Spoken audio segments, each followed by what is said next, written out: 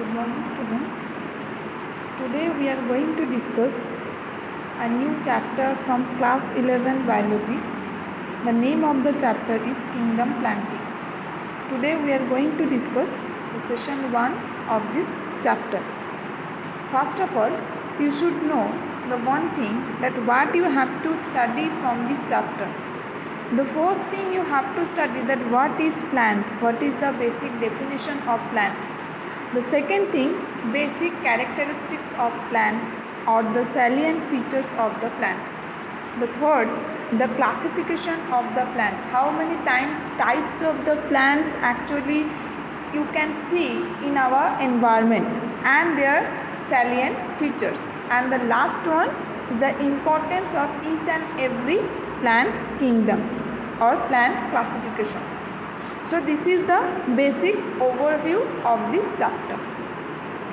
So let's start the today's class. Today we are going to discuss the first portion of the chapter 3. The name of the chapter is Plant Kingdom. I think all of you know this thing that in our environment actually made up of two living components. One is plant, another one is the animal, and this living component is also called the biotic component or biological component. How wonderful is this living world? So actually the various wide range of living types is amazing, and the extraordinary habitats are also there. Okay, so there are so many types of habitats are there, like tundra habitat, like terrestrial habitat, aquatic habitat, marine habitat.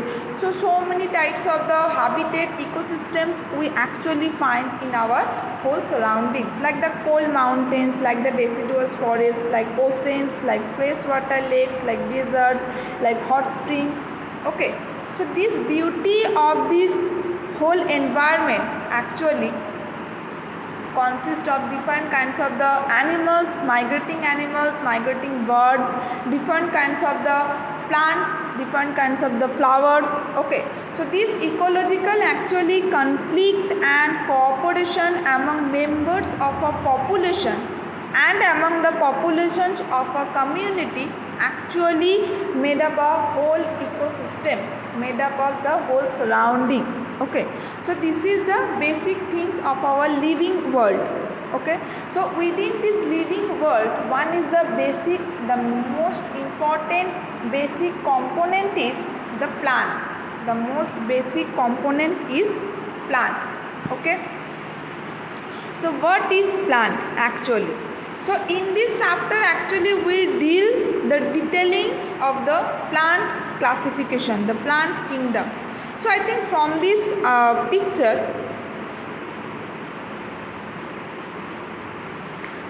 picture actually you will come to know that the basic parts of the plant. So all of you I think know this thing that the plants has total 4 parts. The basic parts is the root, second part is the shoot, third leaf, and the next one is the fruit and flower. Okay, so this is the basic things of the plant. This is the basic parts of the plant. So in this picture also all the parts actually depicts. The first thing is this root. So this root is actually the underground part.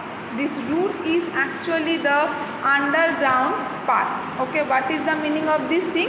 That the part of the plant which is present in the below the soil, the underground position, that's called the root. Okay, so there are different types of the roots are there, like the primary root, lateral root, and the root has the different types of the parts like root hairs, root tip, root cap, and all those things has the different types of the function. And the upper portion of the soil is called the shoot. So the normally you can say the plant's body, you can divide the plant's body into 2 parts. The main 2 parts is the first one is the root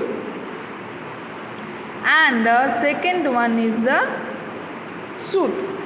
Okay, So shoot means the common term of the shoot is stem. The common term of the shoot is stem. Okay. So the upper portion of the soil, actually the part of the plant which is present in the upper portion of the soil, that's called the stem, or biological term of stem is shoot. Okay. So in the shoot portion, the other portions or other parts are also there, like the flower, like the leaf, like the seeds, like the fruit. So these seeds are present within the fruits. Okay. So this is the basic, actually the parts of the plant. Okay. Next thing is the plant kingdom nodes. So the normal basic characteristics of the plant. So how we will identify that this is plant, this is animal. Suppose I am giving the two unknown specimen to all of you. Okay. So one plant species and another one is the animal species. So how we will identify that this is the plant, this is the animal. So these are the basic common characteristics of the plant. This is the common characteristics of the plant. So first one is this will be the multicellular. These are the multicellular organism. Okay. So what is the meaning of the multicellular? Multicellular means the many celled organism. Multicellular means the many celled organism. Okay. So what is the meaning of this? That in our actually the living world, this living, that based on the cellular structure and the number of cells, there are two types of cell is there. Okay. One is the unicellular organism,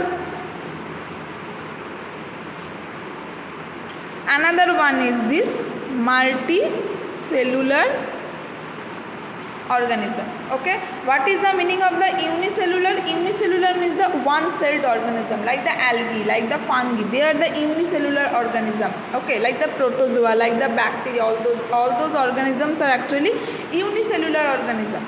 And what is the meaning of the multicellular organism? That the many cells are present. Okay. Like the plants, like the animals, like the human being. Okay. So we all are multicellular organism. We have the complex body structure, body function.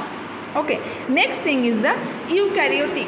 What is the meaning of eukaryotic? I think you actually knew about all those things, this eukaryotic, multicellular, prokaryotic, unicellular concept, because you have studied all those things in our class 9 standard. Okay.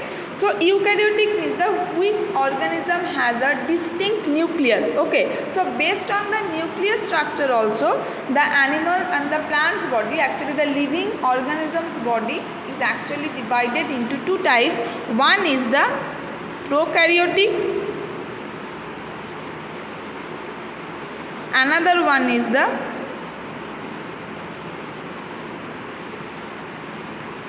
eukaryotic. First one is the prokaryotic, another one is the eukaryotic. Okay.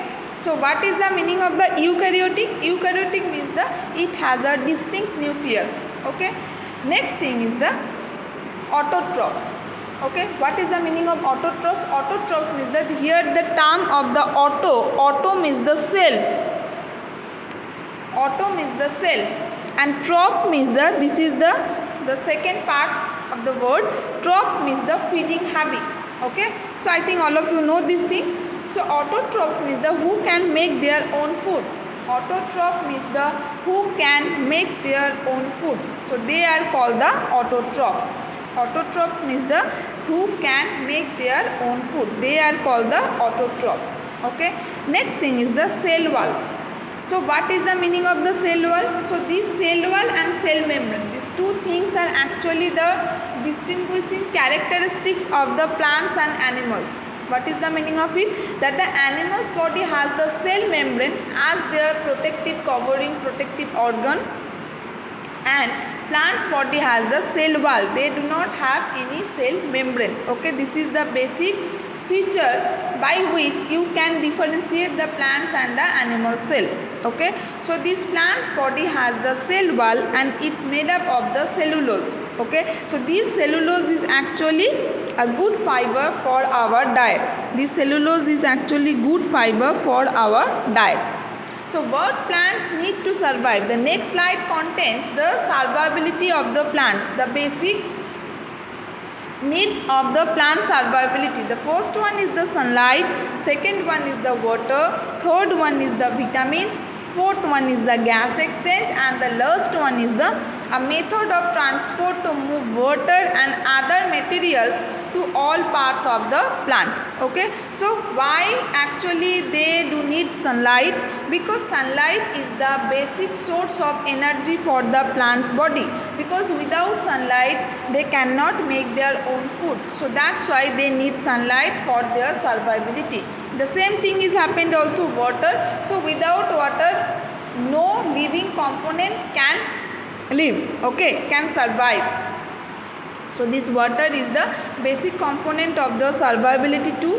Next one is the vitamins and minerals. So for their survivability, for their nutrition, for their growth and development, vitamins and minerals are very much required thing. Okay. Next one is the gas exchange. This gas exchange means the respiration. This gas exchange means the respiration. So any living component needs this respiratory system, this respiration process for the breathing. Okay. Next one and the last one is the a method of transport to move water and other materials to all parts of the plant. So what is the meaning of it? So they are making food through the photosynthesis process. We all know that thing. But after making the food, we have to circulate this all those things in our whole body. The plants also needs the same thing, na? That leaf is the kitchen of the plant's body. So on the leaf, they are making food by the photosynthesis process with the help of the sunlight and water. So after making the food, they have to actually circulate all the foods to all parts of the plants, otherwise the whole plant's body cannot get the vitamins and minerals. Okay, so that's why it needs two types of tissue. The first tissue, the name of the tissue is the xylem, and the second is the phloem. So through the xylem and phloem tissue, actually plants move the water and the minerals to all parts of the plant's body. Through the xylem, actually plants move water to all parts of the plants, and through the phloem, plants actually move food to all parts of the plant. Next thing is the general life cycle of the plants. The first thing, there are the two alternative phases are there. The first thing is the diploid phase and the second one is the haploid phase. Okay, so first phase is called the diploid phase. So this diploid phase is called the sporophyte phase. This diploid phase is called the sporophyte phase. Okay, so this plant's body has the two types of the phase, reproductive phase. The first phase is the sporophyte phase. So from the name, I think actually we all came to know that what is the meaning of the sporophytic phase, that the making the spore, producing the spore, that's called the sporophytic phase. And the next one is the gametophyte, that's called the gametophytic phase, that it produces the male and female gametes. Okay, so the diploid phase, that sporophytes make spores by the meiosis process and it develop into the gametophyte. Okay, next thing is the haploid phase, but this sporophytic phase is the diploid phase. It means the 2n number of chromosomes are there. Okay, but this gametophyte phase is the haploid phase. It means the n number chromosomes are there. Okay, so it produces the male and female gametes by the mitosis, and then gametes eventually join to form the sporophyte. So after the haploid phase, it turns into the diploid phase. After completing the sporophytic phase, it again goes to the gametophytic phase. So in this way, actually the life cycle of the plants actually present in their body. Okay, next thing is the evolutionary trends and the plants. Ancestors of the first plants were multicellular green algae. Okay, I am highlighting this portion because this is very important thing.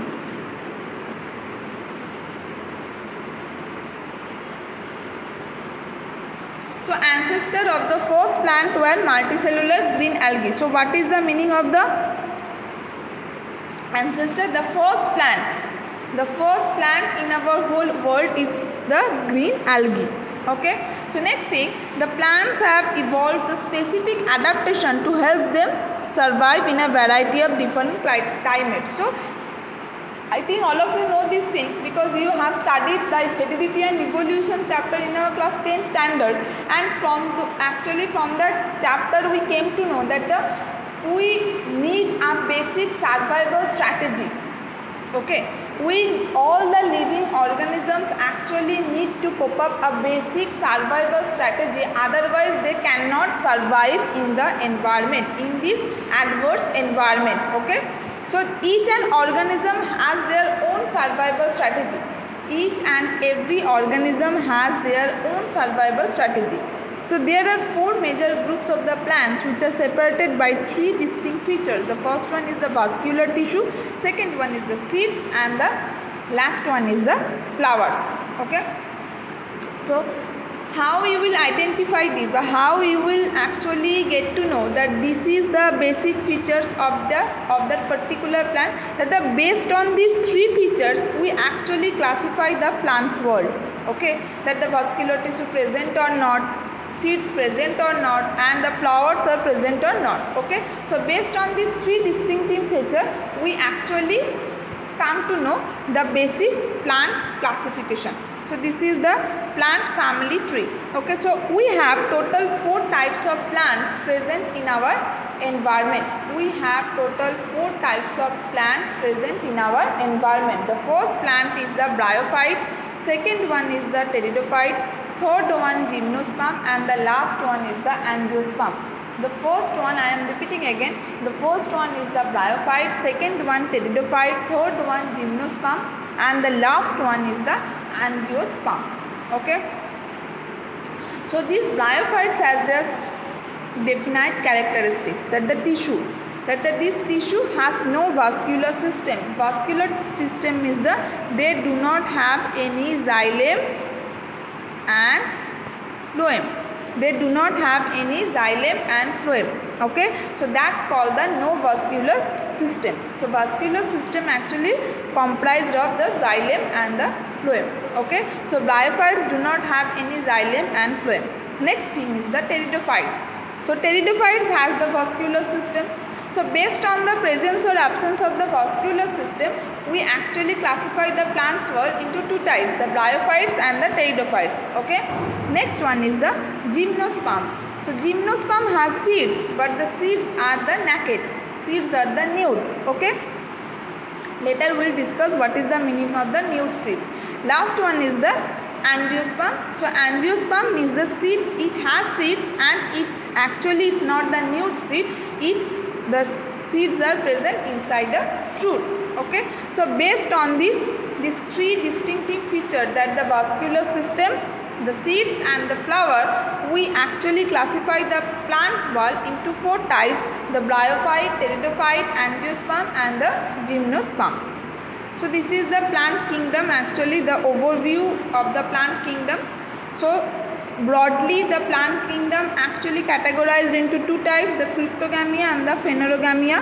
The cryptogamia means the non-flowering plants and phanerogamia means the flowering plants. Okay, so which plants actually produce flower, that's called the flowering plants, and which actually plants do not produce flower, do not actually do not make any kind of flower, that's called the cryptogamia. So this cryptogamia is again divided into 3 types, the thallophyta, bryophyta and the pteridophyta. Okay, and thallophyta is again divided into 4 types, bacteria, algae, fungi and lichens. Okay, so this lichen is the symbiotic relationship with the algae and fungi.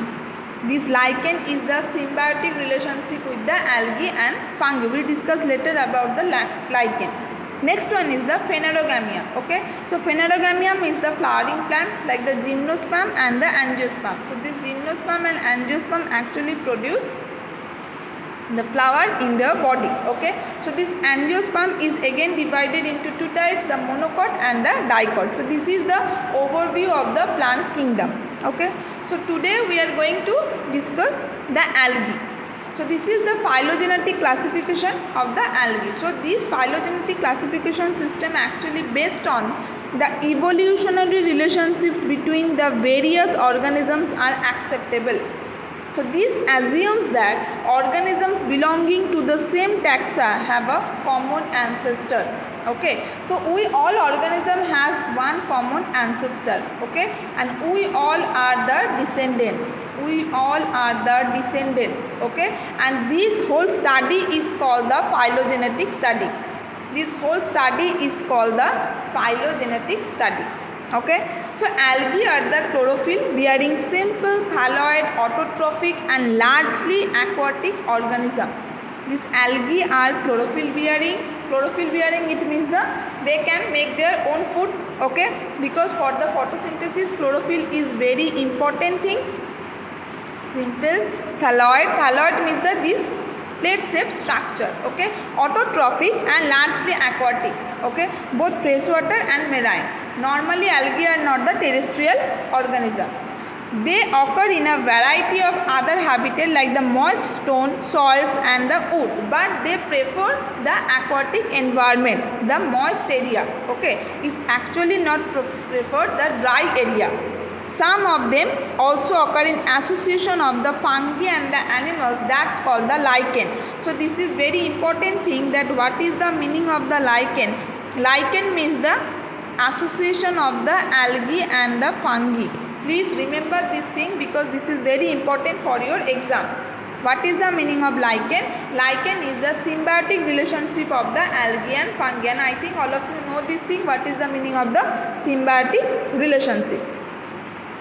The algae reproduce by the vegetative, asexual and sexual methods. Okay, so this vegetative reproduction is by the fragmentation, and each fragment develops into a thallus. Suppose this is one algae body, so after the fragmentation, from each body part one new organism actually will produce. Okay, so this is the basic meaning of the fragmentation. So asexual reproduction is by the production of different types of spores, the most common being the zoospores. They are flagellated and on germination gives rise to the new plants. Sexual reproduction takes place through fusion of the two gametes. The gametes can be flagellated and similar in size. What is the meaning of the flagella? Flagella is the locomotory organ of these kinds of the organism. Locomotory, this is the structure of the flagella. This is the structure of the flagella. Okay, and some organisms are the non-flagellated, so for that the absence of the flagella, actually they are the non-motile. Non-motile means that they cannot move. Motile means the movement. Motile means that they can move, and non-motile means that they cannot move but similar in size. Such reproduction is called the isogamous. Okay, so fusion of the two gametes dissimilar in size, as in some species of the Chlamydomonas, is termed as the anisogamous. Okay, so fusion between one large and non-motile female gamete and a small motile male gamete is called the oogamous. So there are three types of the reproduction actually present in the algae body. The first one is the isogamous, second one is the anisogamous, and the last one is the oogamous. So isogamous means the, what is the meaning of the isogamous? One flagellated and one motile and one non-motile actually gamete conjugate together and produce one zygote, that's called the isogamous. Okay, what is the meaning of anisogamous? The fusion of the two gametes dissimilar in size, as in some species of the Chlamydomonas. Okay, their size is dissimilar. Okay, so they are called the anisogamous. And the, what is the meaning of the oogamous? The fusion between one large non-motile female gamete and a smaller motile male gamete, that's called the oogamous. So this is important for your exam. Okay, so these things are actually important for your exam. Next is the economic importance. Many species of the Porphyra, Laminaria and Sargassum are among the 70 species of the marine algae used as food. Certain marine brown and red algae produce large amounts of the hydrocolloids like the algin and the carrageen, which are used commercially. Agar, one of the commercial products obtained from the Gelidium and the Glaciaria, are used to grow the microbes and the preparation of the ice cream and jellies. So all those things are actually important for your 1 mark or MCQ types question.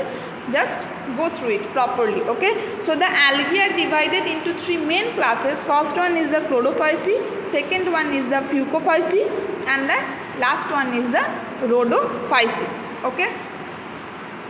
So there are different types of the algae are there and their picture. These are the actually the figure. Okay. So now I am coming to the chlorophyceae. So the members of the chlorophyceae are commonly called the green algae. The members of the chlorophyceae are commonly called the green algae. So just look at the structure. So these are the actually chlorophyceae. These types of algae belongs to the chlorophyceae. So the plant body may be unicellular, colonial or filamentous. Just look at the structure. They are actually the filament type structure is there. Okay, and they usually batch green color due to the dominance of the pigments chlorophyll A and chlorophyll B. Please remember these pigments name. Okay, this is important for your exam. Next thing, vegetative reproduction usually takes place by the fragmentation or by the formation of different types of spore. Asexual reproduction is by flagellated zoospore produced in the zoosporangia. The sexual reproduction shows the considerable variation in the type and formation of the sex cells, may be isogamous, anisogamous and the oogamous. Some commonly found green algae are the Chlamydomonas, Volvox and the Spirogyra. Okay. Next thing is the Fucophyceae. The members of the Fucophyceae or the brown algae are found primarily in the marine habitats. So I am showing the picture. So this is actually the Fucophyceae. This is actually the Fucophyceae and the common term of the Fucophyceae is the brown algae. They show actually the great variation in size and forms, and they range from simple branched filamentous forms to profusely branched form like the kelps. Okay, so this is the simple branch to the profusely branched. Okay, and they possess the chlorophyll A, C, carotenoids and the xanthophyll. So this is also important for your 1 mark question, that the name of the pigment. So they vary in color from olive green to various shades of brown depending upon the amount of the xanthophyll pigment fucoxanthin present in them. So next thing is the vegetative reproduction takes place by the fragmentation process. Asexual reproduction in most brown algae is by the biflagellate zoospores that are pear-shaped and have two unequal laterally attached flagella. Sexually reproduction by the isogamous, anisogamous and oogamous. Union of gametes may take place in water or within the ogonium. The gametes are pyriform and bear two laterally attached flagella. Okay, so the common forms is the Ectocarpus, Laminaria, Sargassum and the Fucus. And the last algae is the Rhodophyceae. The members of the Rhodophyceae are commonly called the red algae because of the predominance of the red pigment. I am showing the picture. So this is the red algae. Okay, the biological term is the Rhodophyceae. The predominance of the red pigment like the R-phycoerythrin in their body. Majority of the red algae are the marine with greater concentrations found in the warmer areas.